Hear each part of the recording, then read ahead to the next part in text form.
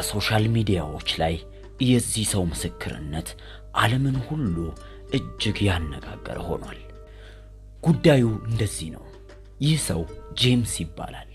ታዲያ ጄምስ ገና ሳይወለድ በፊት ለጥንቆላና ለጨለማ አሰራር ተላልፎ የተሰጠ ልጅ ነበር። ገና ሕይወቱን ብሎ ሲጀምር በጥንቆላ አሰራር ውስጥና እጅግ በጣም በተጠለፈለፈ የሰይጣናዊ ድርጊት ውስጥ ነበር ሕይወቱን ያሳለፈው። ታዲያ ይህ ሰው ከ25 ዓመታት በፊት ከዚህ ከጨለማ ስራ ውስጥ ወጥቶ እግዚአብሔር ያደረገለትንና በዛ ደግሞ በጨለማ ስራ ውስጥ በሰይጣን ተሹሞ ሲያገለግል በአማኞች ላይ በአህዛቦች ላይ እንዲሁም በዓለም በምድር ላይ ምን አይነት ሚስጥራዊ አደጋዎችንና እንቅስቃሴዎችን ሲያደርግ እንደነበረ የሚመሰክርበትን ምስክርነት እንዲሁም የጨለማ አሰራሮችን ሚስጥራዊ የሆኑ የጠላት እቅዶችን የሚያጋልጥበትን ትልቅ ሚስጥር የያዘ ቪዲዮ ለዓለም አስተላልፏል። ታዲያ እኛም ከዚህ ከ3 ሰዓት ቪዲዮ ላይ ቃል በቃል የሚናገረውንና እየተጠየቀ የሚመልሰውን በቀጥታ በተለያዩ ክፍሎች ወደ እናንተ አቅርበንላችኋል።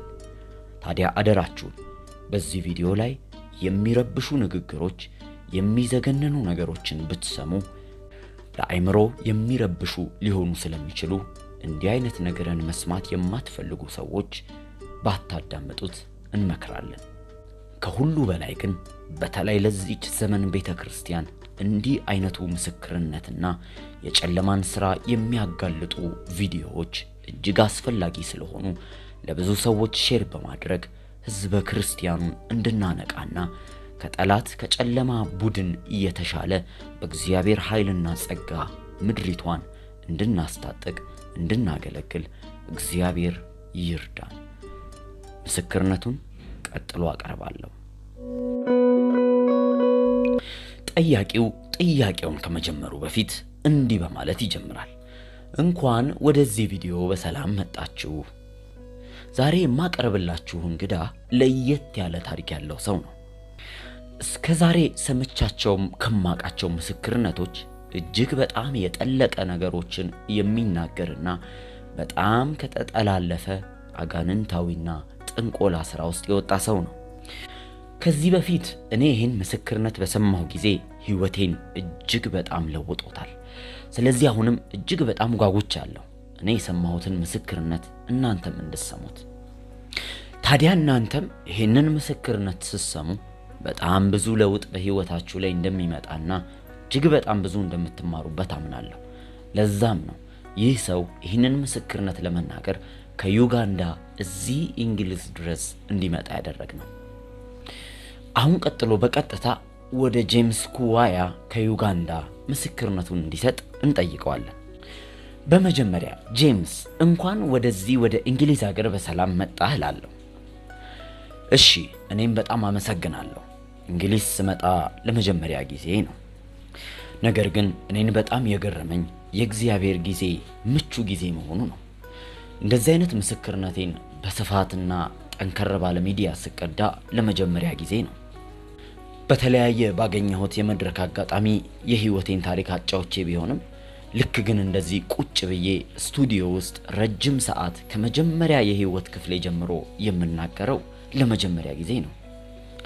እግዚአብሔርንም እናንተንም ይህንን አጋጣሚ ስላመቻቻችሁ አመሰግናለሁ። ሌላው ልናገር ግን የምፈልገው ነገር ቢኖር ብዙ ጊዜ ልክ ምስክርነቴን ለመናገር ወደ ኋላ ወደ ህይወት ታሪኬ ስመለስ ተመልሶ በዛ ጊዜ የነበረው ስሜትና ሐዘን ወደ ውስጤ ይመጣል። ያ እጅግ በጣም ስለሚያም እግዚአብሔር ጸጋ ይሄን ምስክርነት እንድመሰክር ያስፈልገኛል። ይህንን ምለው ግን ሰይጣን በጣም ጠንካራና አስፈሪ ነው ለማለት ሳይሆን በእርግጥ ሰይጣን የተሸነፈና ከኢየሱስ እግር በታች ስር ቢሆንም ያሳለፍኳቸው ጊዜያቶች ግን በህይወቴ ላይ በአይምሮ ላይ እንደገና ያቃጨሉ ሁኔታውን ጊዜውን እንዳስታውስ ስለሚያደርጉ የሚከብድ ስሜት እንዳለው ልነግራችሁ ፈልጌ ነው። አሁን ላይ እኔ አንድ አገልግሎት እየመራሁ እገኛለሁ። ላይፍ ኦፍ ዴሊቨራንስ የሚባል ሚኒስትሪ ወይም ህይወትን ነፃ የማውጣት አገልግሎት። በዋናነት አገልግሎታችን የሚያተኩረው ብዙ ማላጆችን ማስታጠቅና ማስነሳት ነበር። ምክንያቱም የእግዚአብሔርን ስፍራዎች እንዲቆጣጠሩለትና እንዲያስመልሱለት በጸሎት የሚተጉ። ጌታ ያዘዘኝ ይሄንን ነው። ልክ ጌታን በሕይወቴ ካገኘሁት በኋላ ያዘዘኝ ነገር ቢኖር ስለ ጸሎት ሕዝቡን ማስታጠቅ ነው። በእርግጥ ስለ ጸሎት ኃይል እኔ እግዚአብሔርን ሳላቅ ጌታን ሳልቀበል እንኳን በፊት በጣም ብዙ ነገር አውቅ ነበር። በድሮ ሕይወቴ ብዙ የጸሎት ሰዎችን በመንፈስ ዓለም ላይ እለያቸውና አገኛቸው ነበር። እንደ ምሳሌ ያህል አንድ ጊዜ በዩጋንዳ ዋና ከተማ በሆነችው በካምፓላ ስራዬን እየሰራሁ ባለሁበት ከኔ በላይ ካሉ አለቆቼ አንድ ትዕዛዝ መጣ እና ይሄ ትዕዛዝ ካምፓላ ከተማን ወዲያውኑ ለቀን እንድንወጣ ነበር። ምክንያቱም አንድ ታዋቂና ታላቅ የእግዚአብሔር ሰው ወደዛ ከተማ እየመጣ ነበር እና አስታውሳለሁ እየተባልነው እንደዚህ ነበር። በዛ ከተማ ላይ ከቆያችሁ የዚህ ሰው ጸሎት ኃይል ወይ ይገላችኋል ወይ ይለውጣችኋል የሚል ቀጥተኛ ትዕዛዝ ነበር የመጣው። ከሁሉ የሚገርመው ግን ይሄ ብቻ አልነበረም። እኛ ያንን ከተማ ከ100 ኪሎ ሜትር በላይ ርቀን መሄድ ነበረብን። እሱም ብቻ ሳይሆን ሰውየው ከከተማ ለቆ ከወጣ በኋላ እንኳን ለ21 ቀናቶች መመለስ እንደሌለብን እጅግ በጣም አስጠነቀቁን። በዛ ሰዓት ግን እኔ በጣም ተገርሜ ነበር። ምክንያቱም እኔም በጨለማ ስራ ውስጥ የማገለግል የምሰራ ስለሆንኩኝ ይሄ ምን አይነት ኃይል ነው? ምክንያቱም በህይወት ዘመኔ ብዙ አይነት ኃይሎችን አውቃለሁ። ከሰይጣን ጋር ሰርቻለሁ፣ ከብዙ መናፍስትና አጋንንቶች ጋር ሰራለሁ። እንዲህ አይነቱ ግን የሚያስፈራና በብዙ ኪሎ ሜትር የሚያስሸሽ እንደገና ደግሞ ከሄደ በኋላ እንኳን በዛ ስፍራ ላይ ቆይቶ የሚሰራ ጠንካራ ኃይል አጋጥሞኝ አያውቅም ነበር። ያ ሰው ሞሪስ ሶሪሎ ይባላል እና እስካሁን ድረስ የማስታውሰው ታሪክ ነው። በሱ ምክንያት ከዛ ከተማ መውጣት እንዳለብን ተነግሮን ነበር። ከ21 ቀን በኋላ እሱ ከከተማ ከለቀቀ እንኳን በኋላ በዛ ስፍራ ላይ በዛ አካባቢ ላይ እሱ ሲጸልይበት የነበረው ኃይል እንደሚቆይ እንኳን ተነግሮን ነበር። ስለዚህ የጸሎት ኃይል ምን ያህል ጠንካራ እንደሆነ በእርግጥ አውቅ ነበር። ታዲያ ወደ ጌታም ከመጣው በኋላ ጌታ ይህንን ነገር ነው ያሳሰበኝ። አስቀድሞ ቤተክርስቲያኖችን በታትን ነበር። ቤተክርስቲያኖች ውስጥ ሰዎች እንዳይቆዩ ጥልን፣ መለያየትን ፈጥር ነበር። ይሄንን ማደራጅና በዩጋንዳ ውስጥ እንዲህ አይነት ስብስቦችን የምበትነው አንዱና ዋነኛው እኔ ነበርኩኝ። ታዲያ ጌታ እንዴት ስሰራ እንደነበር ስለሚያውቅ በዚህ በምትሰራው መንገድ ምን ያህል ሰዎችን እንደበተንክ ታውቃለህ።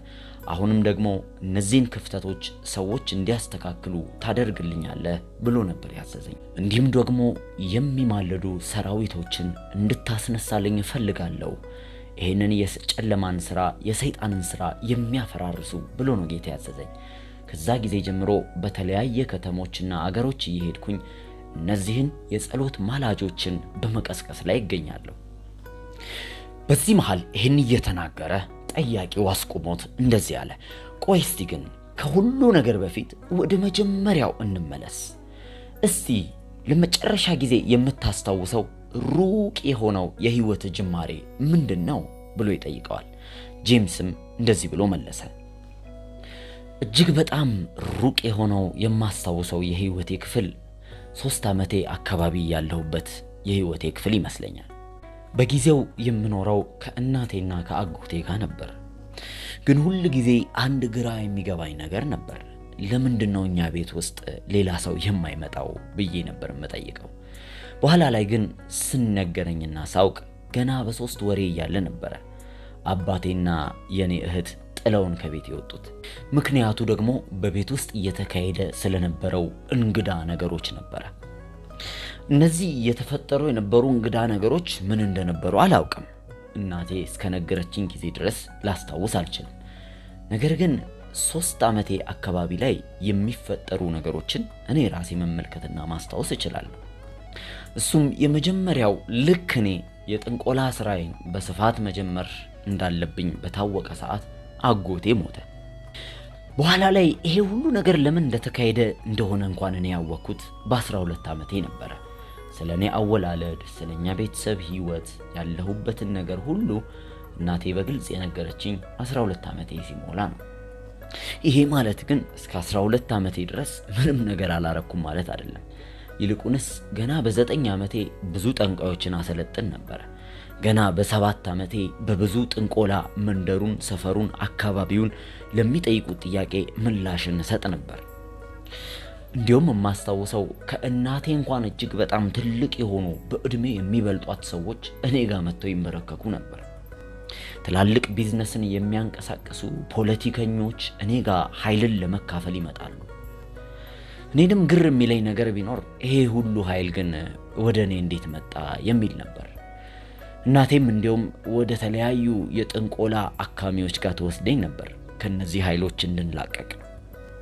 ነገር ግን እነዛ ሰዎች ጋር ወይም የጥንቆላ ዋና የተባሉ ሰዎች ጋር ስትወስደኝ ሰዎቹ እጅግ በጣም ይበሳጩና ይናደዱ ነበር። ምክንያቱም ልክ እኔ እነሱ ጋር ስገናኝ በእነሱ ውስጥ የነበረውን ኃይል ወደ እኔ ወስድ ነበር። ስለዚህ እጅግ በጣም ይፈሩኝና እኔን ማየት የማይፈልጉ ሰዎች ነበሩ። ታዲያ እናቴ ከዕለታት አንድ ቀን አንድ ነገር ወሰነች። ወደ አንድ ስፍራ ወሰደችኝ፣ ፔምባ ወደ ተባለ ሰው። ይሄ ሰው ይኖር የነበረው ታንዛኒያ በሚገኝ የኢንዲያ ኦሽን አካባቢ ነበር። በአካባቢው ላይ ሱልጣን ተብሎ ነው የሚጠራው። ታዲያ እኔም ታሪኬን ያወቅኩት በዚህ ጊዜ ነበር። ጠየኳት፣ እናቴ እስቲ ግን የኔ ታሪክ ምንድነው አለችኝ። ወደ ፓምባ በምንሄድበት ረጅም ጉዞ ውስጥ የኔን ታሪክ እናቴ በዛ ጊዜ ነበር የነገረችኝ። ታሪኩንም እንዲህ ብላ አጫወተችኝ። እኔ እንደዚህ አይነት ልዩና ማንም ጋር የሌለ እንግዳ ኃይል በእኔ ውስጥ ያለበትን ምክንያት እንዲህ ብላ ነገረችኝ። የኔ እናት ገና በልጅነቷ ነበር አባቷን ያጣችው። አባቷ እጅግ በጣም ባለጠጋ ነበር። ታዲያ ያ የአባቷ ሀብት መና ሊቀር ነው። ምክንያቱም በቤት ውስጥ እሷና ወንድሟ ብቻ ነበር የሚኖሩት። በአፍሪካ ውስጥ ደግሞ በድሮ እኔ በነበርኩበት አካባቢ አንድ ባለጠጋ የሆነ ሰው አግብቶ ልጅ ወልዶ ልጆቹ ጠንካራ አስተዳዳሪ ወይም ትዳር ወይም ቤተሰብ ከሌላቸው በዛ አካባቢ ያሉ ዘመዶች ወይም የተለያዩ ሰዎች መፍተው ያንን ሀብት በሙሉ ሊከፋፈሉት ይችላሉ። ስለዚህ እህቴ ወደ ጋብቻ የሄደችው ጥበቃ ፈልጋ ነበር። ይህንን የአባቷን ሀብት የምታስጠብቅበት ጠንከር ያለ ሀብት ያለው የተሻለ ሰው ለማግባት ነበር። በዚህ ጊዜ ነበር ታዲያ የኔን አባት ያገባችው። የኔም አባት ቢሆን የአንድ መንደር አለቃ ልጅ ነበረ። እሱም ደግሞ አንድ ነገር ሰምቶ ነው እሷን ያገባት። መታገባት ሚስት ብዙ ወንዶች ልጆችን ትወልድልሃለች፣ አንተም አለቅነትህ ይቀጥላል ተብሎ ነበር ያገባት። ለሱም እንዲህ ያለው ነገር እጅግ በጣም የመሰራች ነበር። ምክንያቱም በቤት ውስጥ ብቸኛ ወንድ ነው። ነገር ግን የሆነው እንደሱ አይደለም፣ ይልቁንስ ተቃራኒ ነው። አባቴ የኔን እናት ባገባ ጊዜ የመጀመሪያ ልጅ ሲወልድ ሴት ልጅ ነበር የወለደው። በሁለተኛም ሲወልድ ድጋሚ ሴት ልጅ ወለደ። በሶስተኛም ጊዜ ሲወልድ እንደገና ሴት ልጅ ሆነች። በአራተኛውም እንደገና ሴት ልጅ ወለደች። በዚህ ሰዓት ግን አካባቢ የነበሩ ሰዎችና የእርሱ ዘመዶች እቺን ሴት ማግባትህ ምላሹ ልክ አልነበረም፣ እቺ ሴት እማትጠቅም ናት ይሉት ጀመረ። ምክንያቱም በእኛ ጎሳ ውስጥ ወንድ ልጅ ሲወለድ ብቻ ነበር ልጅ ተብሎ የሚቆጠረው። ወንድ ልጅ መውለድ ትልቅ ክብርና ምስጋና ነበር። ታዲያ እናቴ ይሄ ነገር እጅግ አስጨንቋት ነበር። ብዙ ነገሮችን ማማከር ጀመረች። ብዙ ቦታ መሄድም ጀመረች። በአምስተኛው ጊዜ ተስፋ አድርጋ ነበር። ነገር ግን አምስተኛ ላይ የሚወለደችው ሴት ልጅ ነበረ። በዚህ ሰዓት በጣም ስለተጨነቀች ብዙ ጠንቋዮችን አማከረች፣ ብዙ አስማተኞችን አማከረች፣ ብዙ ስፍራ ሄደች። በስድስተኛ ጊዜ ያረገዘች። ግን በሚገርም ሁኔታ ስድስተኛዋም ልጅ ሴት ነበረች። በዚህ ሰዓት በጣም ተጨንቃና እርዳታ የምትሻ ሴት ነበረች። ምክንያቱም ወንድ ልጅ ካልወለደች ትዳሯን ሁሉ ልታጣ ጫፍ ላይ ደርሳ ነበር። በጣም ብዙ ነገር ሞክራለች። ብዙ መሰዊያ ስፍራዎች ጋር ሄዳ መስዋዕት ሰውታለች። ብዙ ጠንቋዮች ጋር የመናፍስት አሰራር ጋር ሄዳለች። እነዚህን ሁሉ ለማድረግ ዕቃዎቿን እንኳን እየሸጠች ነበር ስትጓዝ የነበረው። በዚህ ሁሉ መሃል ግን ምንም መፍትሄ አላገኘችም። ነገር ግን አንድ ቀን አንድ ሰው መጣና አንድ የሚረዳሽ ሰው አውቃለሁ ብሎ ይነግራታል። ይህም ሰው የሚገኘው በሰሜናዊው ታንዛኒያዊ ጫካ ውስጥ እንደሆነ ይነግሯታል። ታዲያ እናቴ ረጅም ጉዞን አቋርጣ ወደዛ ጫካ ውስጥ ትሄዳለች። ነገር ግን በስፍራው ተገኝታ እነዚህን የተባሉትን የጥንቆላ አሰራር ሰዎች ለማግኘት ስትሞክር በቀላሉ ዝም ብሎ አይገባም ተባለች። ይልቁንስ የመንጻት ስርዓት ማድረግ አለብሽ። ስለዚህ በባዶ ራቁትሽ በዚህ ጫካ ውስጥ ለ7 ቀን መኖር አለብሽ አሏት። ይህን ነገር ግን ስነግራችሁ አንድ ነገር ላስታውሳችሁ ፈልጋለሁ። እንደዚህ አይነት ስርዓት እየተደረገ ያለው በጨለማው ዓለም አገዛዝ ውስጥ ነበር። ነገር ግን የመንጻትና በአጋንንት ፊት እንኳን ለመቅረብ ሲባል ንጹህ የመሆንን ነገር ምን ያህል ኃይል እንዳለው እንድታውቁ ስለምፈልግ ነው። ለዛም ነው ለ7 ቀን ራቁቷን ሆና በዛ ጫካ ውስጥ የተበሰለና የተጠበሰ ነገር ሳትበላ መቆየት የነበረባት። ከ7 ቀን እንዲህ አይነት ነገር ውስጥ ካሳለፈች በኋላ ግን የተፈጠረው እንደዚህ ነበር። ልታገኘው የሄደችው ሰው አንዲት አሮጊት የሆነች ሴት ነበረች። ታዲያቺ ሴት የመላው አፍሪካ የጥንቆላ አሰራር ዋና መሪ ሴት ነበረች። ማንኛውም አለቃ የሆኑ ጠንቋዮች፣ መናፍስት ጠሪዎች እንደዚህ አይነት አሰራሮች ሁሉ ኃይልን ለመቀበል ወደ እሷ ጋር ነበር የሚሄዱት። ታዲያ እቺ አሮጊት የምትኖረው በዛ ጫካ ውስጥ ነበረ። በፊት ለፊቷ በደረቷ ላይ ብቻ አንድ ጡት ነበር የነበራት እና ማንም ሰው ወደ እሷ ከመቅረቡ በፊት ይህንን የ7 ቀን የመንጻት ስርዓት ማድረግ ነበረበት። ታዲያ እናቴም ወደ እሷ ጋር በቀረበች ጊዜ እቺ አሮጊት ጠንቋይ አለቃ የሆነች የአፍሪካ ዋናዋ ጥንቆላ አሰራር መሪ እንዲህ ነበር ያለቻት። ተመለከታቻትና አይኗን አይታ ሂጂ፣ አንቺን ልረዳሽ አልችልም አለቻት። እናቴ በዚህ ጊዜ እጅግ በጣም አዝና ተክዛ ከዛ ስፍራ መውጣት ጀመረች። ነገር ግን ቀና ብላ ሻቀባ ስታይ በሰማይ ላይ አንድ ልጅ ልታገኝ እንደምትችል የሚነግራት ምልክት እንዳየች ነገረች። ታዲያ መጀመሪያ አነጋግረዋት ወደ ነበሩ አሳላፊዎች ጋር ሄዳ አንድ እድል ስጡኝ፣ እንደገና ያቺን ሴት ላግኛት ብላ ጠየቀቻቸው። በሚገርም ሁኔታ ግን እነዚህ አሳላፊዎች ያሏት አንድ ነገር ነበር። እንደገና ማግኘት ከፈለግሽ እንደገና 7 ቀን በዛ ጫካ ውስጥ መኖር አለብሽ አሏት። አስቡት እንግዲህ ጫካ ውስጥ አትክልትና ፍራፍሬ ብቻ ያልበሰለ እየበላች እርቃኗን ለ7 ቀን ከቆየች በኋላ ነበር ምንም ልረዳሽ አልችልም ያለቻት። ነገር ግን አሁን ድጋሚ ያቺን ሴት ለማየት እንደገና ያንን ስነ ስርዓት መፈጸም ነበረባት። ስለዚህ እናቴ ከነበራት ቆራጥነትና የልጅ ፍላጎት የተነሳ እንደገና ሌላ 7 ቀን በዛ ጫካ ውስጥ አደረች።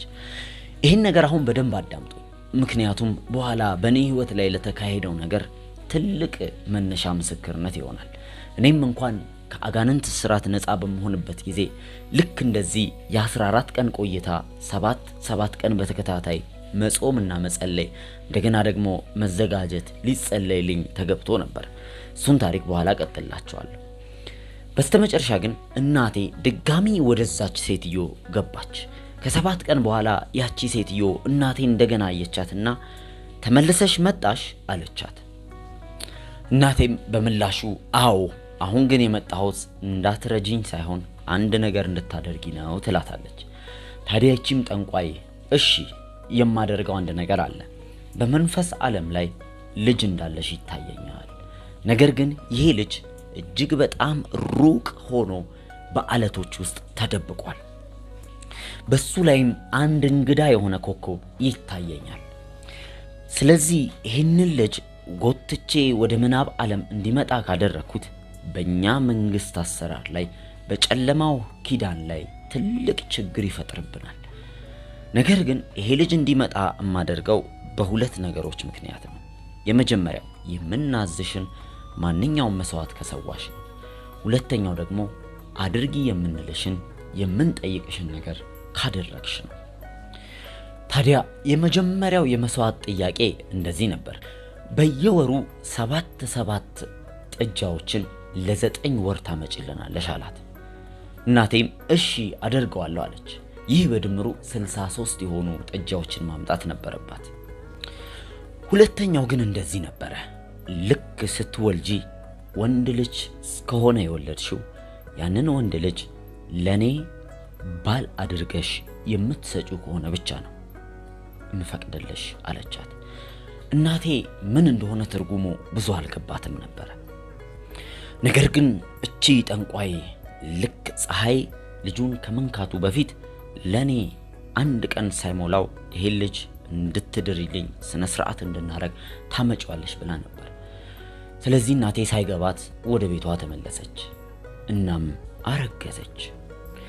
ታዲያ እናቴም የተባለችውን ነገር ለመፈጸም ስለፈራች ወዲያውኑ በወለደችኝ ቀን ውስጥ ከ400 ኪሎ ሜትር በሚርቀው ታንዛኒያ ወደሚገኘው ጫካ ሄደች። በዛ ግን ስትደርስ ያጋጠማት ነገር በጣም የሚያስደንቅ ነበር። እንደ በፊቱ ለ7 ቀን ጫካ ውስጥ እንድትቆይ አልነበረም የተጠየቀችው። ይልቁንስ በቦታው ልክ ስትደርስ ከ100 በላይ የሆኑ የጥንቆላ ስርዓትን የሚካፈሉ ሰዎች ተሰብስበው ልክ እንደ አንድ የሰርግ ስነ ስርዓት እየተጠባበቁ ነበር። አዎ እናቴ እንደምትመጣ አውቀው ነበር። አስበው፣ የአንድ ቀን ልጅ ከ60 ዓመት ትልቅ አሮጊት ሴትዮ ጋር የጋብቻ ስነ ስርዓት ሊፈጽም ነው። ታዲያ አሉ የተባሉ የጥንቆላና የጨለማ አሰራሮች በተገኙበት በአፍሪካ ውስጥ አለቃ ከሆነችው ከ60 ዓመቷ አሮጊት ሴትዮ ጋር ገና የአንድ ቀን ሕፃኑን ጨቅላ ልጅ ዳሩት። ለዚህ ሰርግ ስነ ስርዓትም ከተለያዩ አገር ብዙ ሰዎች ተሰብስበው ነበር። ታዲያ እናቴ እንደነገረችኝ ከሆነ የዛን ቀን ላይ ነው በዚህ የሰርግ ስነ ስርዓት ያቺ የ60 ዓመት ኃይል የተሞላች የጥንቆላ አሰራር መሪ ኃይሏን በሙሉ ወደዚህ ወደ አንድ ቀን ልጅ ወደ ሆንከው ወደ አንተ አስተላልፋለች ብላይ ነገረችኝ። ታዲያ ይሄ ሰርግ ረጅም ቀናቶችን ወስዶ ነበረ። ሰርጉ ግን እንደተጠናቀቀ አንድ ነገር ለእናቴ ነገሯት። ከዚህ በኋላ ይሄ ሰው የኛ ሰው ነው። ይህ ሰው ትልቅ የጨለማው ዓለም የጥንቆላ አገልጋይ ነው። ስለዚህ ወደ ቤትሽ በምትወስጂው ሰዓት ጡት ልታጠቢው አይገባም፣ ምክንያቱም ኦልሬዲ ያገባ ሰው ነው አሏት። እናቴ በዛ ጊዜ ቀለል አድርጋ ነበር ነገሩን ያየችው። ምክንያቱም አዎ ከነዚህ ሰዎች ትለያለች፣ ወደ ቤት ግን ስትሄድ ማጥባት እንዳለባት ስለምታውቅ ልጄን አጠባዋለሁ ብላ ብቻ ነበር ያሰበችው። ታዲያ ወደ ቤት በተመለሰችበት ወቅት እንደተለመደው ቤት ስትገባ አባቴ ምን አይነት ጉዳይ ውስጥ እንደገባች እንኳን ብዙም አያውቅም ነበር። ብቻ እንዲሁ ለተወሰኑ ቀናቶች ጠፍታ የሆነ ስፍራ ሄዳ ለመጣች ነው የሚያውቀው። ታዲያ እናቴ እኔን ካስቀመጠችኝ ልክ እንደ አንድ ቀን ሕፃን ልጅ ተንከባክባ በጨርቅ ጠቅልላ ካስቀመጠችኝ በኋላ ማንኛውም እናት ሊያደርግ እንደሚገባው ጡቷን አጠባችኝ። በዚህ ጊዜ ግን ወታ በምትመለስበት ጊዜ ያየችው ሌላ ነገር ነበር።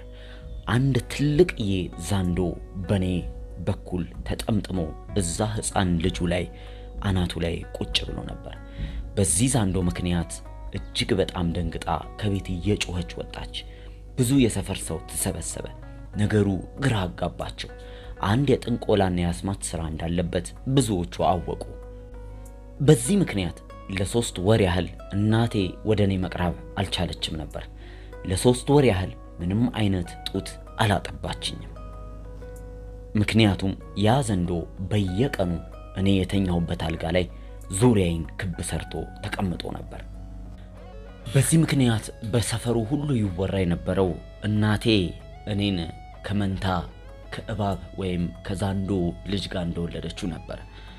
ሰፈሩ ሁሉ በዚህ ጉዳይ ያወሩ ነበር። እናቴ ግን በፍጹም አይደለም፣ እኔ ዛንዶ አልወለድኩም፣ ልጄን ብቻ ነው የወለድኩት ብላ ትናገራለች። ከ3 ሳምንት ግን በኋላ ይሄ የሚወራውን ነገር መሸከምና በቤት ውስጥ እየታየ ያለውን ነገር መሸከም ያቃተው አባቴ 6 ሴት ልጆቹን ይዞ ከቤት ጥሎ ወጣ። ይህ ነገር ለእናቴ ከባድ ነበር። ስለዚህ ልክ እንደ አንድ እብድ ሴት መሆን ጀመረች። ራሷን መሳት ጀመረች። ብቻዋን ከእኔ አንድ ጠንቋይ ከሆነ ሕፃን ልጅ ጋር ከእባብ ጋርና ከሷ ወንድም ወይም ከኔ አጎት ጋር መኖር ጀምራ ነበር። ታዲያ እኔ ገና በልጅነቴ እናቴን እንኳን በደንብ አላጣጣምኳትም ነበር። 3 ዓመቴ ላይ ትዝም ይለኝ ከእናቴ ጋር ምንም አይነት ግንኙነትም ሆነ ትውውቅ የለኝም። ምክንያቱም እናቴ ልክ እንደ አንድ እብድ ሰው ብቻዋን በቤት ውስጥ ነበር የምትቀመጠው። ይልቁንስ የሷ ታናሽ የሆነ ወንድሟ አጎቴ ነበር እኔን ሲያሳድገኝ የነበረው። ነገር ግን ይህ አጎቴም ቢሆን እጅግ በጣም የአልኮል ሱሰኛ ተጠቃሚ ስለነበር ያንን አልኮል ነው እያመጣ ሲያስጎነጨኝ የነበረው። እናቴ ግን ስትነግረኝ ልክ እኔ በእንደዛ አይነት ሁኔታ ውስጥ ሆኜ በሶስተኛው ወር ላይ አባቴ ከቤት ሲወጣ ያም እባብ ከቤት እንደወጣ ነገረችኝ። በዚህም ምክንያት ነበር በእኛ ቤት ውስጥ ማንም ሰው የማይመጣ የነበረው። ምክንያቱም እስከ 3 ዓመቴ ድረስ እስከማስታውሰው የሰፈር ሰው ሁሉ ስለኛ ቤት የሚያውቀው በዛ ቤት ውስጥ አንድ ትልቅ ዛንዶ አለ ተብሎ ነበር። በዚህ መሃል ነው ታዲያ ያንን ነገር ያየሁት። ከ3 ዓመት እስከ 4 ዓመት በነበርኩበት በህፃንነት ጊዜ አጎቴ እየሮጠ በሩን ከፍቶ ድንገት ነው ወዳለሁበት ክፍል ገባ። ታዲያ 5 ወታደሮች መጡና አጎቴን ጥይት ይተኩሱበት ጀመር። ነገር ግን አተኳኮሳቸው እንግዳ ነገር ነበር። ሆም ብለው በዛ መንገድ ሊገሉት እንደፈለጉ ያስታውቃል። የመጀመሪያውን ተኮሱበትና ቆይተው ያዩ ጀመረ። በሚያዩበት ጊዜ ከአጎቴ ውስጥ ደም ሲፈስ እኔም እዛው ቁጭ ብዬ እያየሁ ነበር። ትንሽ ቆይተው እንደገና በሌላ በኩል ተኮሱበት። አሁንም በዛው በኩል ሌላ ደም መፍሰስ ጀመረ። እንዲህ ያደረጉ 5 ጊዜ በተለያየ ቆይታ ከተኮሱበት በኋላ እያየሁት ደሙ እየፈሰሰ አጎቴ ሞተ። ይህ ትዕይንት ለ2 ሰዓታት ቆይቶ ነበር።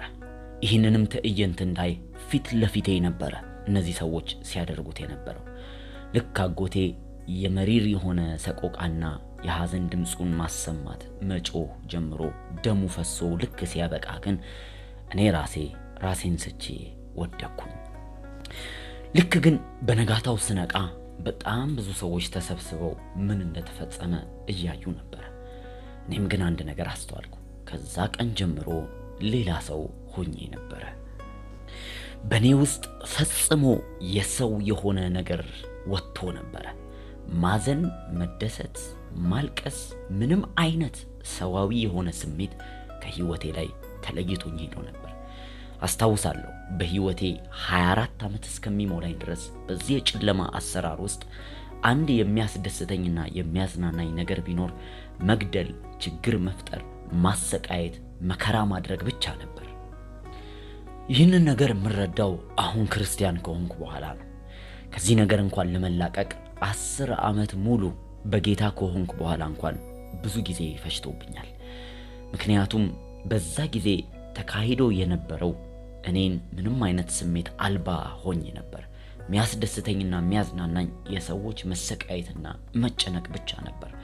ቀስ በቀስ ነበር ስሜቴ እየተመለሰ የመጣው። ወደ ትዳር ከገባው በኋላ ነበር ከሚስቴ ጋር የሚጣጣም ህይወት ወይም ልክ እንደ ባል መሆን ስላልቻልኩኝ ጌታ ኢየሱስ ነበር ምን እንደተካሄደ ልክ በዛ ራሴን በሳትኩበት ቀን አጋንንት ዓለም ምን ተካሂዶ እንደነበረ ያሳየኝ። ምክንያቱም ነፃ በመወጣበት አካሄድ ውስጥ ጌታ ለኔ ይህንን ሊያሳየኝ ፈልጎ ነበር።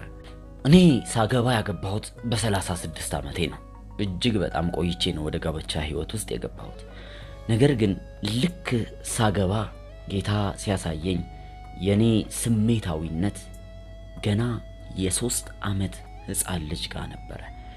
ያን ጊዜ ልክ ራሴን ስስት በዛ ጊዜ ነበር ስሜቴን ዲያብሎስ አጋንንት ቀብሮ ለብቻው አስቀርቶ የያዘው። ስለዚህ ምንም አይነት ስሜታዊነት አልነበረኝም። ታዲያ ወደዛ ጊዜ መልሼ ስወስዳችሁ ያ ነገር ሲፈጸም አጎቴ ሲሞት እያየሁ ነበር። በዛ መሃል ግን ለእናቴ እነዚህ አጎቴን የጎደሉ ሰዎች ሄደው እንደዚህ አሏት፣ ለምን እንደሆነ ታውቂያለሽ? ወንድምሽን የገደልነው ይህ ምክንያቱም ይህ ህፃን ልጅ የኛ ነው። አሁንም ቢሆን ይህንን ህፃን ልጅ ወደኛ ካልመለስሽ ህይወትሽ እጅግ በጣም ይበላሻል። አሁኑኑ እጅ ስጪ፣ ህፃኑን ልጅ ወደኛ አምጪ ብለዋት ነበር። እናቴም ከሳምንታት በኋላ የምታረገው ነገር ግራ ስለገባት በአካባቢው የነበሩ የጥንቆላ አሰራር ይሰሩ የነበሩ ጎሳዎች ጋር ወሰደችኝ። ታዲያ የነዚህ ጎሳ ልማድ በአካባቢው የነበሩ ማንኛውም ጥንቆላ ስራ የሚሰሩ በሰፈሩ ላይ የሚፈሩ የነበሩ ሰዎች ሲሞቱ አይቀብሩም ነበር። ይልቁንስ በአንድ ዋሻ ውስጥ ዘግተው ያስቀምጡባቸዋል። ታዲያ እናቴ እኔንም ወደ እነዚህ ሰዎች ወሰደችኝ። አስቡት፣ ምንም እማቀው ሰው የለም በመካከላቸው። አጎቴ ሲሞት ያየሁት በቅርብ ነው። እናቴ ብቻ ነበረች ለኔ የማቃት አንድ ሰው። እሷም ለነዚህ ሰዎች አሳልፋ ሰጠችኝ። እነዚህ ሰዎች ያደረጉት እንደዚህ ነበር። እነዚህ ሲቀብሯቸው ሲያስቀምጧቸው የነበሩ የጥንቆላ አሰራር ይሰሩ የነበሩ ሰዎች ሬሳ ያለበት ዋሻ ውስጥ ከተቱኝ። እዛ ዋሻ ውስጥ ለ3 ቀንና ለ3 ሌሊት ዘጉብኝ። አስቡት፣ ገና የ3 ዓመት ልጅ በውስጡ እጅግ በጣም ከባድ ሐዘን የደረሰበት አጎቴ በቅርቤ በአጠገቤ ሲሞት ያየሁኝ፣ እንደገና ደግሞ እናቴ የካደችኝ ለማላቃቸው ሰዎች አሳልፋ የሰጠችኝ፣ ለ3 ቀን ያለ ምግብ ያለ ውሃ በአንድ ጨለማ ውስጥ የከተቱኝ፣ ምን ያህል ቁጣና ሐዘን እንዲሁም መከዳት ስሜት ሊሰማኝ እንደሚችል ገምቱ። ይህንን ነገር ግን ያቀነባበረው ራሱ ሰይጣን ነበረ። በዛ በዋሻ ውስጥ የሆነው እንደዚህ ነው። ብዙ አይነት ክፉ መናፍስቶችን ሉሲፈርን ሲያወሩኝ እየመጡ ሲያነጋግሩኝ ነው ለ3 ቀን የቆዩት። እናቴም በኋላ ላይ የነገረችኝን ያንን ትልቅ ዛንዶ በዛ ጊዜ እንዳየሁት ነው ማስታወሰው። ያ ትልቅ የሚመስል ዛንዶ በዛ ወቅት ወደ እኔ መጣና ወደ ሰውነቴ ውስጥ ቀጥታ ገባ። ይህ የተከናወነው ታዲያ በመንፈስ ዓለም አልነበረም፣ በማየው በስጋዊ መልኩ ነበር ወደ ሰውነቴ የገባው። ከዛ በኋላ ያሉትን በጨለማ ያሳለፍኩባቸውን ዘመናቶቼን ሁሉ ያ እባብ በውስጤ ሲርመሰመስና ሲንቀሳቀስ፣ አንዳንድ ጊዜ ስፍራ ሲቀይርና ሲነጋገር እንኳን አውቅ ነበረ። በዛ እባብ አማካኝነት ወደ ሰውነቴ የተወከለ አንድ ክፉ መንፈስ እንደገባ አውቃለሁ። 24 ዓመቴ ሞልቶ ሕይወቴን ለኢየሱስ እስከሰጠሁበት ቀን ድረስ በዛ ምክንያት የመጣብኝ እጅግ ከባድ ስቃይ መቼም ቢሆን አልረሳውም። በሕይወቴ አንድም ቀን እንኳን ከስቃይ ውጪ ውዬ አላቅም ነበር። እስከዛ ዘመን ድረስ ሰይጣን እኔን በዛ ስቃይ ነበር ሲቆጣጠረኝ የነበረው። ያ እባብ በሰውነቴ ውስጥ ስለነበረ በዛ እባብ አማካይነት ሰይጣን እኔን እንደ መጠቀሚያ አድርጎ በስቃይ ይቆጣጠረኝ ነበር። አስተውሉ፣ ሰይጣን ብዙዎችን የሚያስፈራራውና የሚገዛው የሚቆጣጠረው በከባድ ስቃይ በማስገባት ነው። ስበላ በደስታ መብላት አልችልም፣ በደስታ መኖር አልችልም። ስለዚህ ብቸኛው ያለኝ መፍትሄ በሕይወቴ ላይ ገና በልጅነት ዕድሜ ነበር አልኮልን መጠጣት የጀመርኩት። ምክንያቱም በጥቂቱም ቢሆን ያንን ስቃይን የሚያስረሳኝ አልኮል ስለነበረ ነው። እነዚህ ብቸኛው የዲያብሎስ ሰዎችን የሚያስርበት መንገድ ነው። መራራነት፣ ቁጣ፣ ይቅር አለማለት፣ የኃጢአተኝነት ስሜት፣ ክፋት፣ ጥላቻ በእነዚህ ሰዎችን በቀላሉ ጠፍሮ መያዝ ይችላል። ለዛ ነው ማንም ሰው ጌታ ኢየሱስን ከተቀበለ እንኳን በኋላ ከእንደዚህ አይነት ነገሮች ፈውስ የሚያስፈልገው ወይም ነፃ መውጣት የሚያስፈልገው። እኔንም ልክ እንደዛ ነበር ያደረገው። በእኔ ላይ ጉድጓድ የሰራው በዚህ ነበር። በእናቴ ላይ እጅግ በጣም ክፉ ጥላቻ አድሮ ነበር። ሰዎችን ሁሉ መጥላት ጀምሬ ነበር። አባቴን አላቀውም ነበር፣ ጥሎኝ ነው ገና በልጅነቴ ሄደው። ስለዚህ ሰይጣን ሁል ጊዜ እኔን በአጀንዳ ውስጥ የሚያስቀጥለኝ እንዲህ ያለ ነበር፣ አየህ ሰዎች ክፉ ናቸው፣ እነዚህን ሰዎች መበቀል አለብህ እያለ ጥላቻን ዕለት ዕለት በእኔ ውስጥ ይፈጥራል። ስለዚህ እኔ ምንም አይነት ሰዋዊ ስሜት አልነበረኝም። ታውቃለህ፣ ገና በልጅነቴ በቤተሰብ ያለውን ፍቅር እንኳን ሳላቅ እንዳደግ ነው ያደረገኝ። ስለዚህ ለሰዎች መራራት የሚባል ነገር ስለሌለኝ በስሜታዊነት አማካኝነት ታስሬ የነበርኩ ሰው ነበር። ፍቅር ምን ማለት እንደሆነ አላውቅም ነበር። ፍርሃት ምን ማለት እንደሆነ አላውቅም ነበር። አልቅሼ አላውቅም፣ ስቄም አላውቅም። ምክንያቱም እነዚህ ነገሮች ለኔ ምንም አይገቡኝም ነበር። ታዲያ ከዚህ ዋሻ ውስጥ ስወጣ በጣም ያስገረመኝ አንድ ነገር ተፈጠረ። 100 በላይ የሚሆኑ ሰዎች ተሰብስበው ነበር የጠበቁኝ። ታዲያ እየመጡ እነዚህ ሰዎች ይሰግዱልኝ ነበር። ልክ እንደ አንድ አምላክ እንደ አማልክት ለኔ አምልኮ መስጠት መሰዋት ጀመሩ። ከዛ ጊዜ ጀምሮ እናቴ በኔ ላይ ምንም አይነት ስልጣን አልነበራትም። እንደፈለገች ልክ እንደ ልጇ እኔን ልትጠቀም አትችልም ነበር። ገና 4 ዓመት እንኳን ያልሞላው ልጅ ነበርኩኝ። በውስጤ ምንም ልጅ የመሆን ፍላጎት ቢኖረኝም እንደ ሕፃናት መጫወት ብፈልግም ነገር ግን በዛ አካባቢ የነበሩ ሰዎች ከዛች ቀን ጀምሮ ያዩኝ የነበረው ልክ እንደ አንድ ትልቅና ጥልቅ ኃይል ነበር። ምንም እንኳን መጫወት እንደ ሌሎች ሕፃናት እንኳን መቦረቅ ብፈልግም ማንም ግን ወደኔ ሊጠጋ የሚችል ሰው አልነበረም። በመጀመሪያ የትኛውም ወላጅ ልጆቻቸው ወደኔ እንዲጠጉ አያደርጉም ነበር። ሌላው ደግሞ ጠዋትም ማታም እጅግ በጣም በስራ የተጠመድኩ ነበርኩ። ሁሉ ጊዜ ሰዎች እርዳታ ፈልገው ወደኔ ይመጣሉ። ብዙዎች ገና በዛ በጨቅላነቴ ገና ልጅ እያለሁ አጠገቤ መጥተው ፊት ለፊቴ ሆነው ኃይልን ለመቀበል የተለያየ ስርዓትን ያደርጉ ነበር። አንዳንድ ጊዜ ከእናቴ እንኳን የሚበልጡ ሰዎች ፊት ለፊቴ መጥተው ራቁታቸውን ሆነው ኃይልን ይቀበሉ ነበር። ገና በ4 በ5 በ6 ዓመቴ ራቃን የሆኑ ወንድና ሴቶችን ሰዎች መመልከት ነበረብኝ። ይሄ ብቻውን እንኳን ምን ያህል ተጽዕኖ እንደሚፈጥር በልጅነት አይምሮዬ ላይ ምን ያህል ችግር ሊፈጥር እንደሚችል እናንተ ልታስቡ ትችላላችሁ። ከእንደዚህ አይነቱ ስቃይ እንኳን ገና በቅርብ ነው የተላቀቅኩት። ይህ እኔን እጅግ በጣም ጎድቶኝ ነበረ። ሰይጣን ገና በልጅነቴ አይምሮአዊ ጥቃት እያደረሰብኝ ነበር። አሁንም በዚህ ዘመን ልክ እንደዚህ ነው። ሰዎች ለፖርኖግራፊ ተላልፈው ሲሰጡ፣ ልክ ያልሆኑ ምስሎችን ሲመለከቱ አይምሮአቸው ላይ ጥቃት እያደረገ ነው። ሰይጣን ሰዋዊ ማንነታቸው እንዲጠፋ፣ ለአጋንንት ተጋልጠው እንዲሰጡ በአይምሮአቸው ላይ የሚያደባው ደባ ነው። እስካሁን ድረስ ሰይጣን በጣም ትናንሽ የሆኑ ታዳጊ ሕፃናቶች ላይ ብዙ ስራ እየሰራ ነው። ካስተዋላችሁ ከ1 ዓመት እስከ 6 ዓመት በሚሆኑ ልጆች ላይ ሰይጣን በጣም ሊረሱት የማይችሉ ትልቅ ጠባሳ ጥቃት ያደርግባቸዋል። ለምሳሌ እንዲደፈሩ ያደርጋቸዋል፣ በቤተሰብ እንዲጠሉ ያደርጋቸዋል፣ ከባድ የአካል ጉልበት እንዲደረግባቸው ያደርጋል፣ በአስተማሪዎቻቸው ጥቃት ይደርስባቸዋል። ሊረሱት የማይችሉ የሚጎዳቸውን ነገር ገና በልጅነት በለጋነት እድሜያቸው በእነሱ ላይ በማስቀመጥ ጥቃት ያደርስባቸዋል። ታዲያ ያንን ጥቃት ነው ተጠቅሞ ረጅም ዓመት ውስጣቸው ጥላቻን፣ ፍርሃትን እና ክፉ ነገር እንዲለማመዱ በር የሚከፍተው።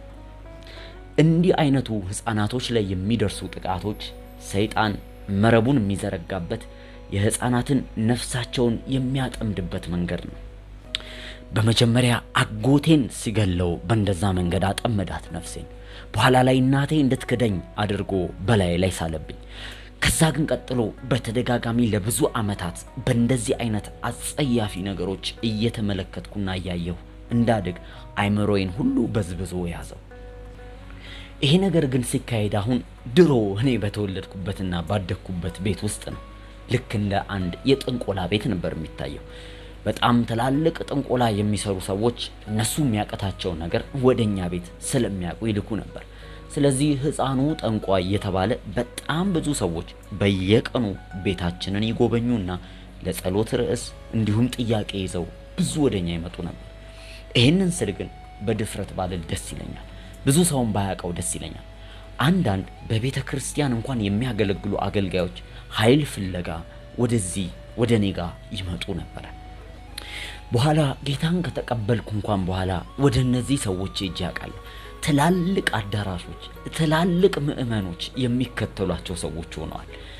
ታዲያ ንስሐ እንዲገቡ ምህረትን እንዲያደርጉ ካለበለዚያ ግን እንደማጋለጣቸው ብዙ ጊዜ ደጋግሜ ነግሬያቸዋለሁ። ነገር ግን ጌታ እንደዚህ አለኝ፣ እነሱን ማጋለጥ ምንም አይጠቅምም። ልታረግ የሚገባህ ነገር እነሱ በንስሐ በምህረት እንዲመለሱ ማድረግ ነው። ጸልይላቸው፣ ንገራቸው አለኝ። እንዲሁም ደግሞ በእነሱ ዙሪያ ያሉ አንዳንድ ሰዎች ልክ እኔን እንደ ውሸታምና ይህን ነገር ሆን ብዬ ስም ለማጥፋት እንዳደረግኩኝ እየተናገርኩ እንደሆነ ይመስላቸው ነበር።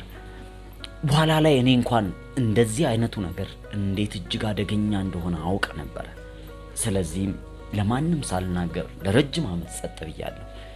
ለመጀመሪያ ጊዜ ምስክርነቴን ግን ማካፈል ሲጀምር ከዚህ ነገር ብዙዎች ንስሐ ገብተው እንዲመለሱ ፈልጌ ነበር። ወደ ታሪኩ ስመለስ ታዲያ እንደዚህ አይነት ነገር በማደርግበት ጊዜ በስጋ ይሁን በመንፈስ ምንም የማውቀው ነገር የለም። ልክ ከዛ ዋሻ ውስጥ ከወጣው በኋላ ሙሉ ለሙሉ ለ24 ሰዓት የመንፈስም ዓለም የስጋውም ዓለም ለኔ ግልጽ ነበር። ሁሉ ነገር ግልጽ ብሎ ነበር የሚታየኝ። ሰዎች በበፊት ህይወታቸው ምን አይነት ሰዎች እንደነበሩ፣ ወደፊት ማን መሪ እንደሚሆን፣ ፕሬዚዳንት እንደሚሆን፣ ምን አይነት ድርጊቶችን እያደረጉ እንደሆኑ በጓዳቸው የሚከናወነውን ሁሉ አቅ ነበር። በኋላ ግን ጌታን በተቀበልኩ ጊዜ እነዚህ ነገሮች በሙሉ ከህይወቴ ላይ ተነስተው ወጥተዋል። ምክንያቱም ከእግዚአብሔር የመጡ ስጦታዎች አልነበሩ፣ ይልቁንስ አጋንንታዊ ነገሮች ነበሩ። ብዙዎች ከጥንቆላ ስራው ሲወጡ እነዚህ አይነቶችን ስጦታ ይዘው መውጣት ነው የሚፈልጉት። ነገር ግን ጌታ ኢየሱስ ክርስቶስ እነዚህን ነገር ከኛ ህይወት ላይ ነፃ አውጥቶ ሊያወጣ ይፈልጋል። ከዚህ ሁሉ ነገር በኋላ ልክ በ7 ዓመቴ ላይ የአካባቢ ወይም ግዛት ተሰጠኝ። ይሄን ስል ታዲያ አንድ ነገር እንድትረዱኝ ይፈልጋለሁ። እያንዳንዱ የጨለማ አሰራር ራሱን የቻለ አገዛዝና ስፍራ አለው። ለምሳሌ አንድ ታላቅ የተባለ ወይም ገዢ የሆነ ጠንቋይ ወይም ደግሞ የአስማት አሰራር ክፉ መናፍስትን የሚሰብሰው ግዛቱ ከ5000 እስከ 7000 የሚሆኑ ሌሎች የጥንቆላ አሰራሮችን እንደ መሪ ሆኖ በዛ አካባቢ ላይ ሲገዛ ነበር። ታዲያ እኔም በ7 ዓመቴ የደቡባዊ ኡጋንዳና የሰሜናዊ ታንዛኒያ ግዛት ተሰጥቶኝ በእነሱ ውስጥ ሁሉ አለቃ ሆኜ ማስተዳደር ጀመርኩኝ። ታዲያ የኔ ግዛት ተብሎ የሚጠራው ካጌላ ወይም ካታንጋ ግዛት ነበር።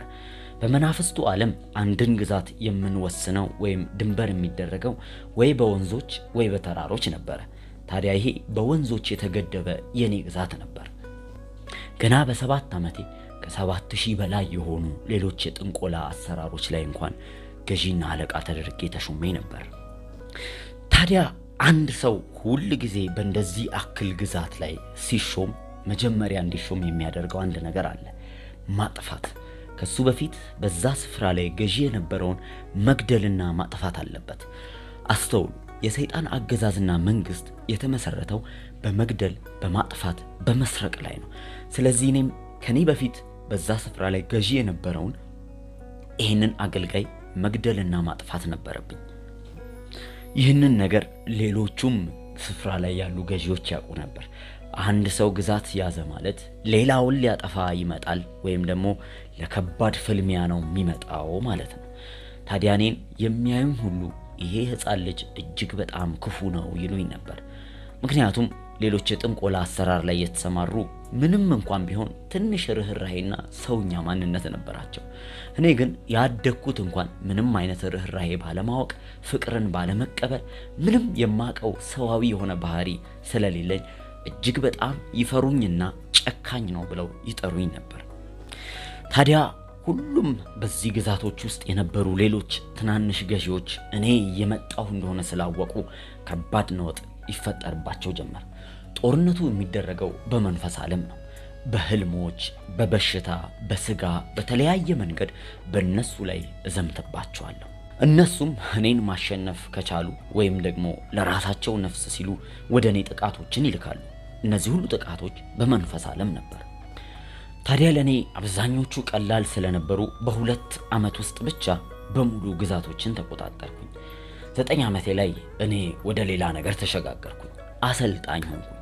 ማንም የጨለማ ጥንቆላ አሰራርን ማድረግ የሚፈልጉ ሰዎችን ማሰልጠንና ማስነሳት ጀመርኩኝ። በዚህ ጊዜ ውስጥ ነው እንግዲህ ቅድም የጀመርኩትን ታሪክ የምቀጥለው። እናቴ እጅግ በጣም ትጨነቅ ነበር። ያለሁበት ሁኔታ ምንም አላስደሰታትም። ከኔ እንዲህ አይነቱ ኃይል እንዲወሰድና ነፃ እንደሆን ኖርማል የሆነ ትክክለኛ እንደማንኛውም ሕፃን ልጅ እንደሆን ነበር የምትፈልገው። በዚህ ሁሉ ውስጥ ግን አንድ ነገር ልንገራችሁ። እናቴ ትምህርት ቤት ተወስደኝ ነበር። ምንም እንኳን እንደሌሎቹ ልጆች ውስጥ ትምህርት ቤት ባልሳተፍም ትምህርት ቤት ግን ተመዝግቤ እማር ነበር። ምናልባት ግን በአመት ውስጥ 4፣ 5 ጊዜ 6 ጊዜ ሊሆን ይችላል መሄደው። ከሁሉ የሚገርመው በፈተናዎች ላይ እዛ ቁጭ ብለው ከተማሩ ልጆች በበለጠ ሁኔታ ውጤት ማስመዘግበው እኔ ነበርኩኝ። ምክንያቱም ምን እንደሚፈተን ምን እንደሚፈጠር እንኳን አቅ ነበር። ያ ስሜት እስካሁን ድረስ ውስጥ ያለ። ምንም እንኳን ትምህርት ቤት እየሄድኩኝ እንደማንኛውም ሕፃን ልጅ እየቦረኩኝ ማደግ ብፈልግም ያንን ግን በቅጡ ማግኘት አልቻልኩም። ጌታን እንኳን አድጌ ከተቀበልኩና ወደ እውነተኛ ህይወት ከተመለስኩ በኋላ በውስጤ አንድ ትልቅ ናፍቆት፣ ህፃናትን የመሆን ናፍቆት እንደቀረ ተሰምቶኝ ያውቃል። ሰይጣን ልጅነት ህይወቴን ቀምቶኝ ነበር። እኔም ብቻ ሳይሆን በኋላ ላይ እንኳን አገልግሎት በጀመርኩበትና ብዙዎች ነፃ እንዲወጡ በመጸልይበት ጊዜ የብዙዎችን ልጅነት ሰይጣን እንዴት እንደሚቀማ ተመልክቻለሁ። ሰይጣን የሰዎችን ልጅነት የሚቀማበት መንገዶች አንዱ በመደፈር እንዲሁም ደግሞ ጥቃት በማድረግ በማስጨነቅ፣ በጨለማ አሰራር፣ በሞት ሰዎችን በማሳጣት፣ በሐዘን በእነዚህ በተለያዩ መንገድ የሰዎችን ልጅነት የመቀማት አቅም አለው። ብዙዎች በእንደዚህ አይነት ነገር ውስጥ ሲያልፉ እንዲፈወሱ የምናደርግበት መንገድ ተመልሰው መቼ ያንን ህፃንነታቸውን ልጅነታቸውን ሰይጣን በምን መንገድ እንደሰረቀባቸው በማወቅ ነው። ለምሳሌ በአደጋ ከሆነ የዛችን የአደጋ ቀን በማስታወስ በዛ ጉዳይ ላይ በመጸለይ ያ ሰው ከተሰረቀበት የልጅነት ስሜት ሐዘን ውስጥ እንዲወጣ ማድረግ አለብን። ምንም እንኳን ልጆችን ቀርቤ እንደነሱ መጫወት ቢያምረኝም በውስጤ የነበረውን ግን ኃይል መቆጣጠር ስለማልችል ምናልባት እነዛን ልጆች ለዘላለሙ እንዳይመለሱ አድርጌ ላጠፋቸው ችል ነበር። ትዝ ይለኛል አንድ ጊዜ ህፃን እያለሁ በትምህርት ቤት ውስጥ አንድን ሌላ ልጅ ትኩር ብዬ ተመለከትኩት። በማየው ጊዜ ግን ይህ ልጅ ወደቀና ራሱን ሳተ። በኋላም ላይ ሞተ። በሌላ ጊዜ ደግሞ አስታውሳለሁ ከኪንደርጋርተን ወጥቼ መሰረታዊ ትምህርት በመማርበት ጊዜ አንዲት አስተማሪ አየችኝና በኔ ላይ ጮኸች። ነገር ግን ወዲያውኑ ያቺ ሴት አይነ ስውር ሆነች። እሷም አውቃ ነበር እኔ ያንን ነገር እንዳደረኩባት። መጣችና ወደኔ እባክህ አይኔን መልስልኝ አለችኝ። እኔም እሺ አይንሽ ይመለሳል አልኳት። በሚቀጥለው ቀን እያየች መጣች። በዚህ ምክንያት በትምህርት ቤት ውስጥ ሁሉ ፈራ ነበር። እንደዛም ሆኖ እንኳን የትምህርት ቤቱ አስተዳደሮች አያባርሩኝም ነበር። ምክንያቱም ካባረሩኝ በትምህርት ቤት ውስጥ ምን ሊፈጠር እንደሚችል ስለሚገምቱ ነው። እነዚህን ክፉ ነገሮች በፍቃዴ እንኳን አልነበረም የማደርጋቸው። ምክንያቱም አስታውሱ ገና በ3 ዓመቴ ላይ ነበር እዛ የሞት የተሰበሰበበት ዋሻ ውስጥ ገብቼ ለ3 ቀን የቆየሁት። በዛ ወቅት ውስጥ የኔን ፍቃድ ሁሉ አጋንንት ወስዶት ነበር። ለዛ ነው ሰዎች ወንጌልን ሊሰሙ ይችላሉ። ነገር ግን ወንጌልን ከሰሙ በኋላ ከዳኑ በኋላ እነዛ ሰዎች ነፃ እንዲወጡ ከነበረባቸው ከማንኛውም ነገር ሰይጣን የሰረቀባቸው ነገር እስኪመለስ ድረስ ሊጸለይላቸውና ፈውስ ሊያገኙ ይገባል።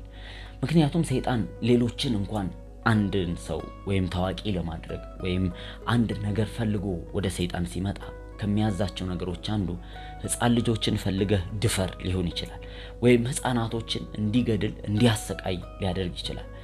በዚህ ውስጥ ሰይጣን 2 ነገር እያደረገ ነው።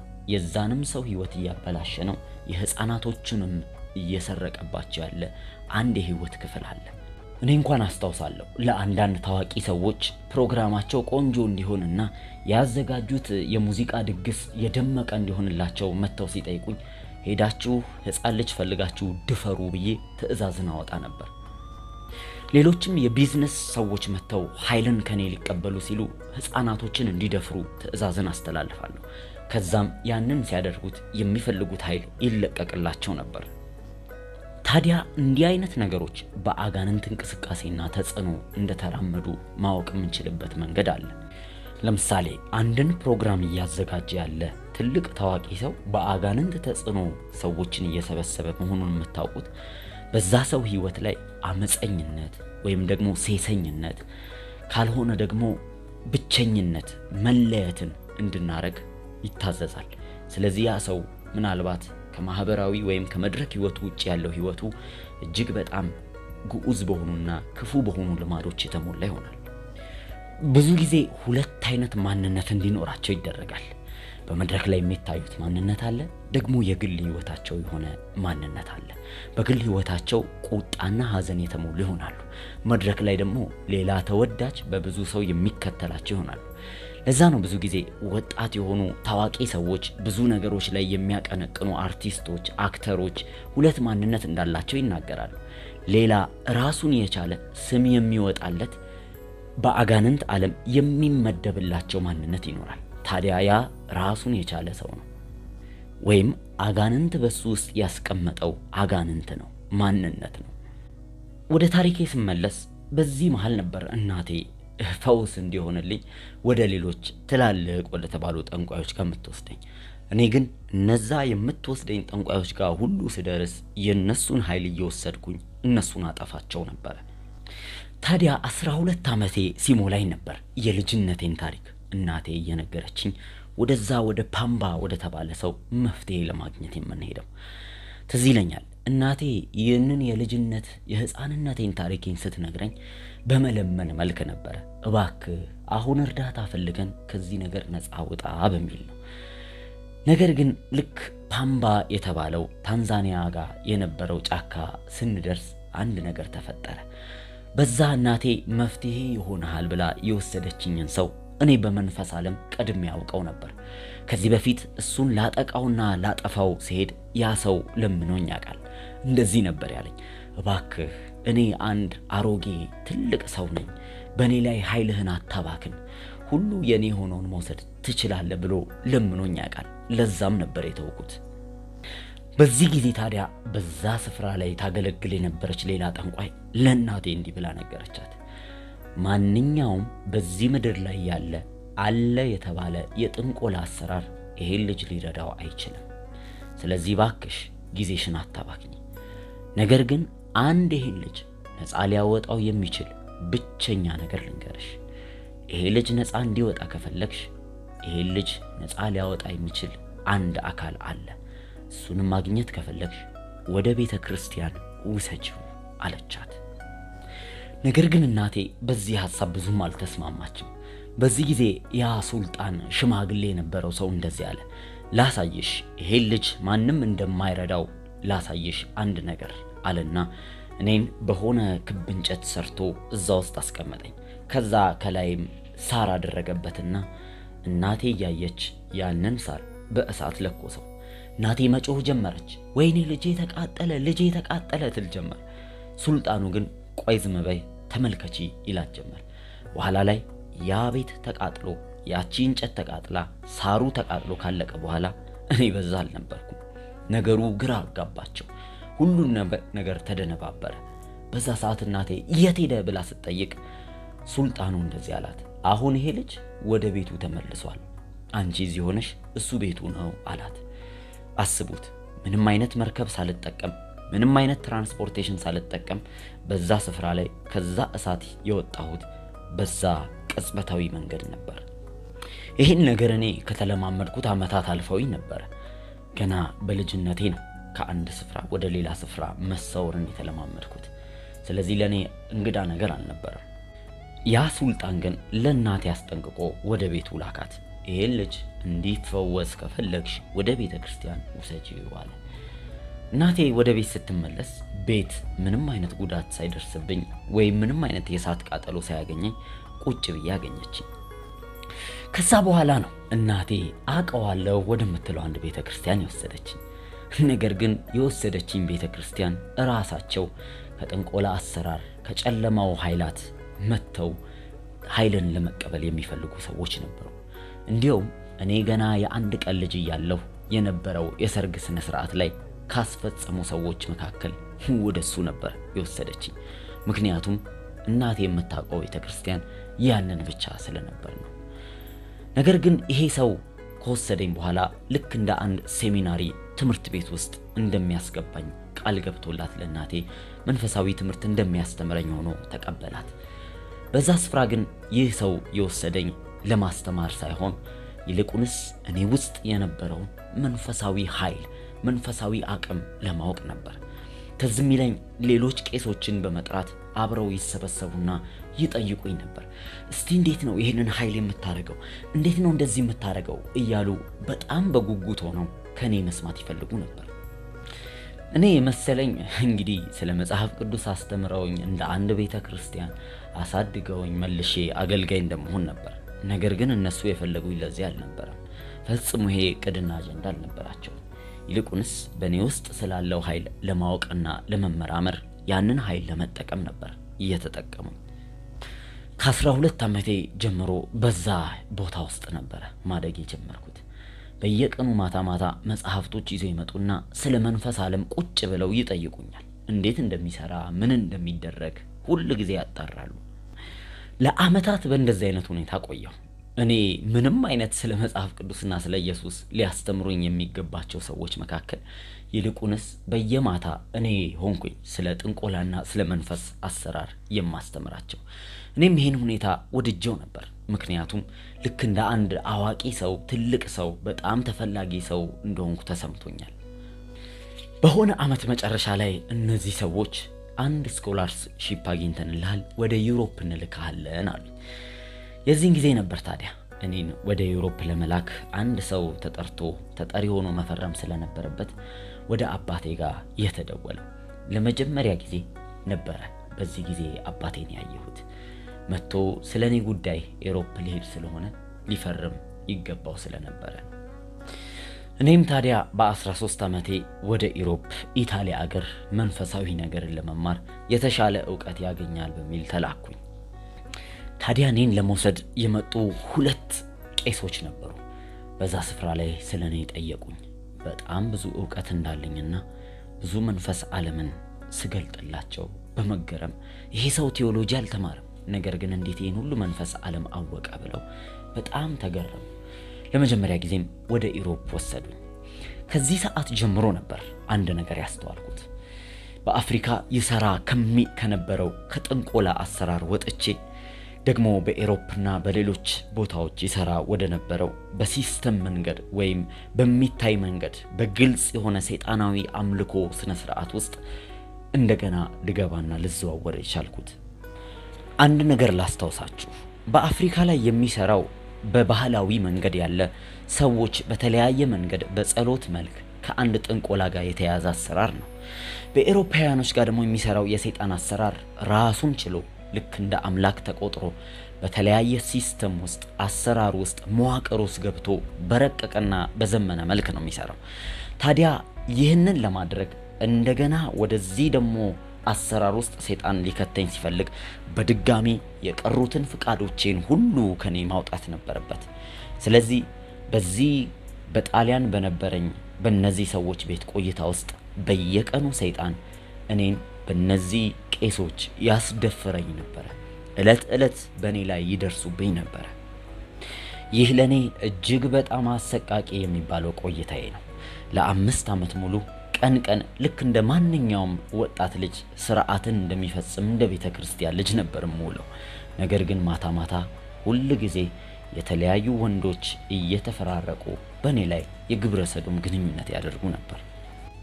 በዚህ መሃል ውስጥ ታዲያ 5 ዓመቱን በእንደዚህ አይነት ስቃይ ውስጥ ካለፍኩ በኋላ ለሕክምና ሰበብ ወደ አንድ ሳይኮሎጂስት ወደ ሆኑ ስፍራዎች ወሰዱኝ። በዚህም ሙሉ ለሙሉ እብድ ሆኜ እንድቀር በየቀኑ ክፉ የሆኑ መድኃኒቶችን እንደገና ራስን የሚያስቱ የሚያደነዝዙ የተለያዩ የአእምሮ የሚባሉ መድኃኒቶችን በእኔ ላይ ይደረጉ ይሰጡኝና እውጣቸው ጀመር። በዚህ ድንዛዜ ውስጥ እንዳልፍ እያደረጉኝ ለ6 ወር ሙሉ ከኔ ውስጤ የነበረውን መረጃዎች ያወጡ ጀመረ። ማለትም ስጋዬ ብቻ እንዳለ ሆኖ አይምሮዬን ግን ልክ እንዳበደ ወይም ደግሞ በነዛ መድኃኒቶች እንደደነዘዘ ሆኖ ነበር። በዚህ ውስጥ ከሌላ ቦታ ማግኘት የማይችሉትን ሁሉ መረጃ፣ ሰይጣናዊ የሆነ ሐሳብ ሁሉ ከኔ ውስጥ በግድ ይወስዱ ነበር። እንደዛም እንኳን ሆኜ ስጋዬን ልክ ለስጋዊ ግንኙነት ይጠቀሙበት ነበር። በዚህ ሁሉ ውስጥ ግን አንድ ነገር አስተዋሉ። አንድ ሊሰጣቸው የማልችል ሊያገኙት ያልቻሉት መረጃ ኃይል ምንጭ በእኔ ውስጥ እንዳለ አስተውለዋል። ያንን ለማግኘት ሲሉ ነበር በብዙ ስቃይ ውስጥ እያሳለፉኝ የነበረው። አሁን ግን እኔ እንደሚገባኝ ምንም እንኳን በዛ ህይወት ውስጥ በሆነም እግዚአብሔር ግን ለኔ የራራልኝ አንድ ነገር እንዳለ አስተዋልኩኝ። በዛ ጨለማ ውስጥ ሁኔታ ውስጥ ሆኜ እኔን አንድ እነሱ እንዳይደርሱበት እንዳያገኙት የከለለኝ ድብቅ የሆነ ውስጤን የደበቀበት ነገር እንዳለ ተረዳሁ። ምክንያቱም ምናልባት ያንን ክፍል አውቀው ልቤ ሙሉ ለሙሉ ተከፍቶ ቢሆን ኖሮ ምናልባት ከዛ መውጣት የማልችልበት ሁኔታ ውስጥ እገባ ነበር። ይሄን ሁሉ ነገር ከሞከሩ በኋላ ምንም አይነት ነገር በኔ ውስጥ ማግኘት ስላልቻሉ መልሰው ወደ ትውልድ ሀገሬ ወደ ነበርኩበት ወደ ኡጋንዳ ወሰዱኝ። ኡጋንዳ ከሄድኩ ግን ከ6 ወራት በኋላ እንደገና 2 ሰዎች ከኢጣሊ ወደ እኔ ጋር መጡ።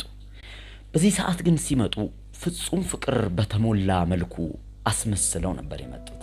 ምክንያቱም ልቤን ልከፍት የምችልበት ብቸኛው መንገድ እሱ እንደሆነ ተረድተዋል። ስለዚህ ከሁለቱ አንደኛው እንደመጣ ያለኝ እንዲህ ነበር፣ እኔ ላንተ አባትህ መሆን እፈልጋለሁ፣ አባትህ ነኝ አለኝ። ይህን በሚለኝ ጊዜ ልቤ ተከፈተ።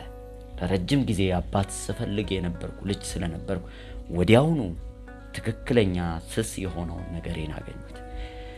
ነገር ግን እንደዛ ካለኝ በኋላ የልቤን መከፈት ሲያውቁ አንድ ነገር አድርገው ሄዱ። በዛ ስፍራ ላይ ልክ እንደ መንፈሳዊ ዓለም ላይ እንዳለ ጌታ አድርገው በመላ ዩጋንዳ ላይ ሾመውኝ ነበር የሄዱት።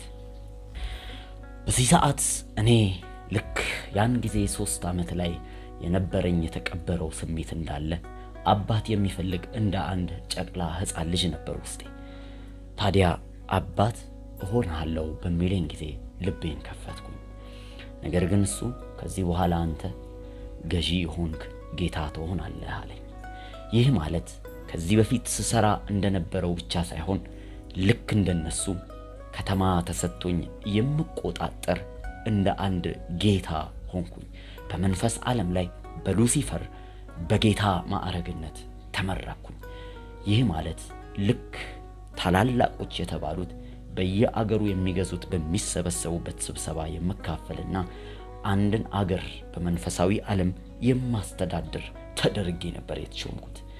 ሕይወቴ የሚቀጥለው ምዕራፍ በዚህ መልኩ ልክ እንደ አዲስ ጀመረ።